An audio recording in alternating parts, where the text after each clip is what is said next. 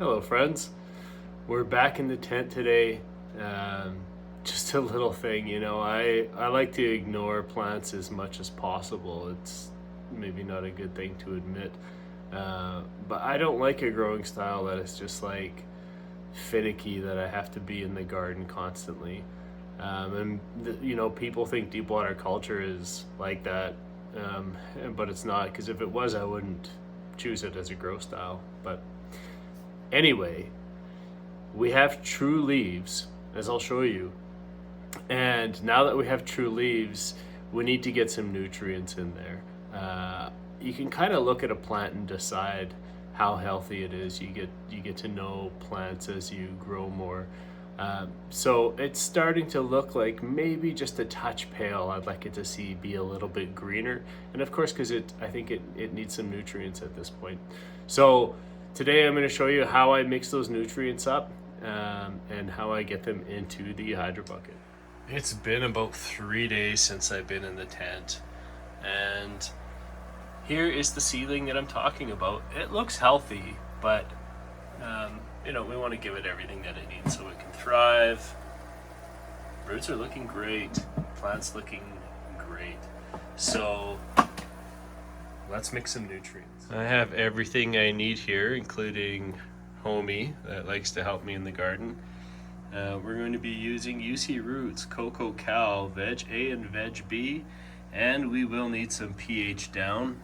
I like to have just a little cup, and I like to have my syringes in here. I use one for pH up, one for pH down, one for the UC Roots, and then another one I use to draw my nutrients out of my Veg A and Veg B, and I always wash it in between. And then I have my TDS meter, I have my pH meter, and I have my Ort meter. This is a really awesome extra tool, but it's not needed, but I'll show you how that works. And then I have a jug of water. So for this situation, it's just water only in the hydro bucket right now. That seedling needs nutrients, but I'm not going to dump 3.5 gallons of water, mix a new 3.5 gallons of water. Hey, get out of there, bro. I'm not going to dump all that, but I'm also not going to mix. Hey, get out of there. Come on.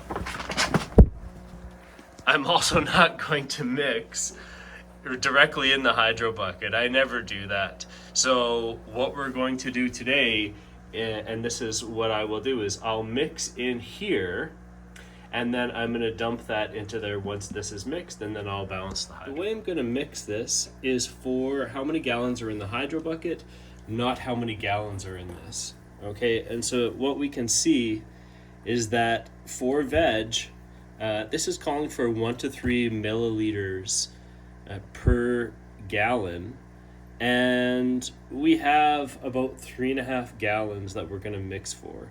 So I'm going to do 2 milliliters at 3.5 gallons, so that is going to be 7 milliliters of Cocoa Cal, and I'm going to follow the instructions for my Veg AB as well, and get those mixed.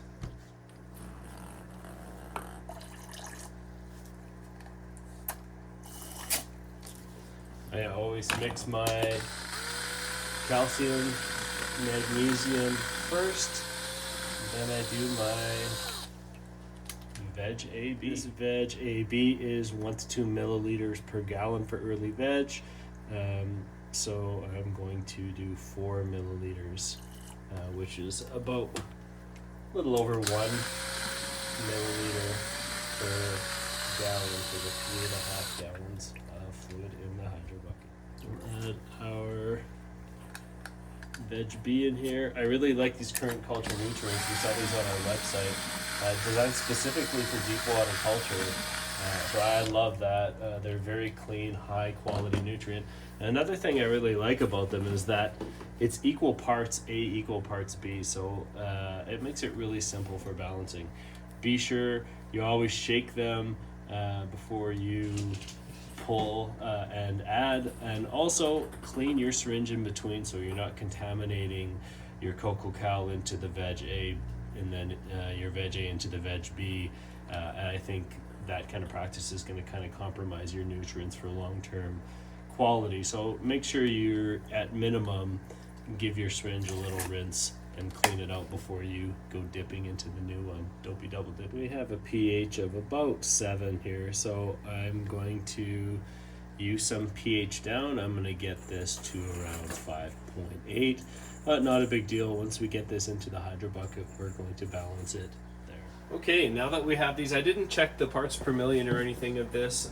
I know that I want it to be nice and weak, so I'm not going to worry too much about what it is, and we'll check it once it's into the hydro bucket. But essentially, right, let's just mix that in there, okay, and then we can give it a little mix. You're never going to do this if you actually have roots down there. This is just something that we do when the plant is really young.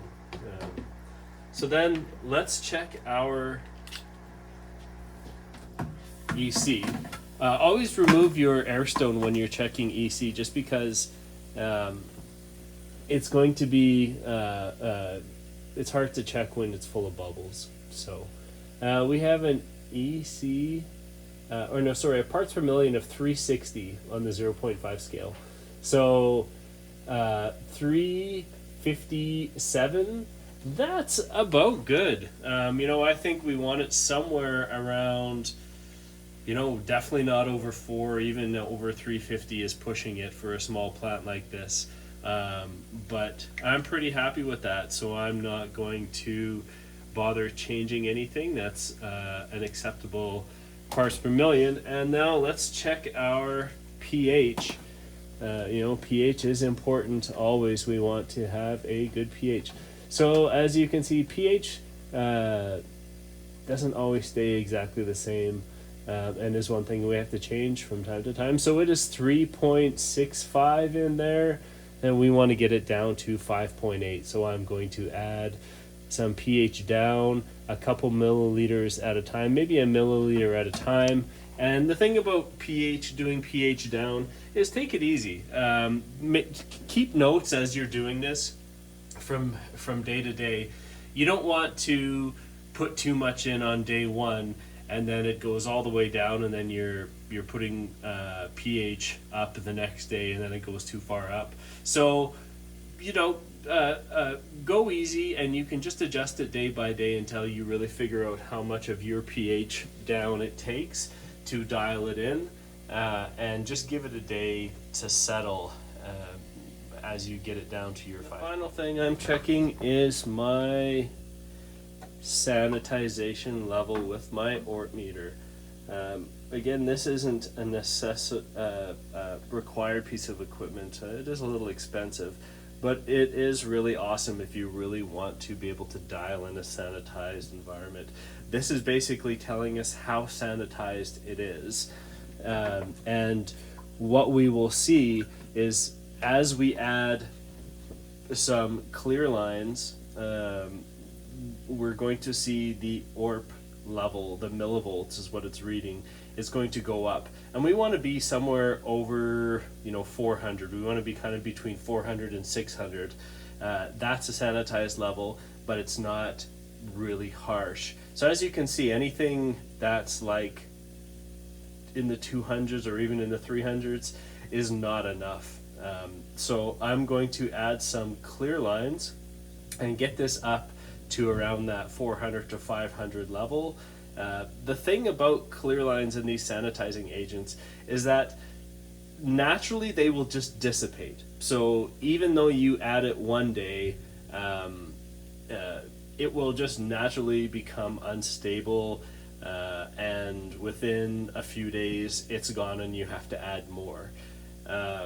As well, this can also be an indicator of contamination. If there's contamination, it's going to get used up quicker. Someone once described this as like soldiers. So if you have a big battle happening in your nutrient solution, your millivolt reading is going to go down fairly quickly because it's using up that sanitizing agent versus it dissipating naturally. So anyway, I'm going to get this balanced. You see, it's just not going to take very much. It's not horribly low, but we definitely want to keep that sanitized level up there because it's just insurance to keep that root mass and nutrient solution nice and clean. All right, so I used about 15 milliliters of UC Roots to bring it up from under 300 to about 500 millivolts. So again, keeping notes is important. It just makes it so much easier. So when it's coming to adding your UC Roots, you know, how many days did it, you know, should you be, you know, every 3 days, how many milliliters should you use? Same as pH down. pH fluctuates. It's one of the things that we do with hydro. But if you keep notes, it's actually really simple. And pH fluctuation isn't a bad thing.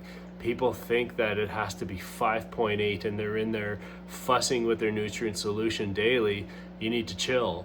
Just as long as it's between 5.5 and 6.5, you can check it daily, adjust it, it can float around, and we want to get it to 5.8 regularly, but it doesn't have to be at 5.8 at all times.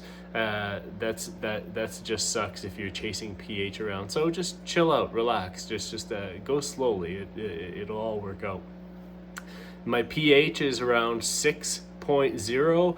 That's good enough. I adjusted it today. I don't have to fight with it to get it to 5.8. I got it to 6. I'm gonna let it chill, see how it balances, and I'm gonna check it tomorrow. And if it needs a milliliter of down or a milliliter of up, I'm gonna add that, and then I'm gonna give it another day and check it. Keep your notes, like I said, to do that. The parts per million is about 350, something like that. And yeah, I think it is all set. Just so you know, the temperature of the nutrient solution is quite warm, right? It's like 70, over 75. So that is quite warm. I'd prefer if it wasn't, but I never use chillers in my home garden in this home tent. You know, I think maybe I will once the roots get down in there and we progress a little more. You know, I'm going to be getting some hygrozyme in there for extra insurance to make sure that root mass stays healthy. But also, you know, I have that heater. I have a small heater in the tent because my temperature without the heater is you know, closer to about 20 degrees Celsius, and with the heater it's all the way up to 29, so it's not exactly ideal. I'd like to see it more around 25, 26 degrees. But yeah, that heater is definitely creating heat into that nutrient solution, which I'm not exactly happy about, but let's see what happens. You know, it's usually fine.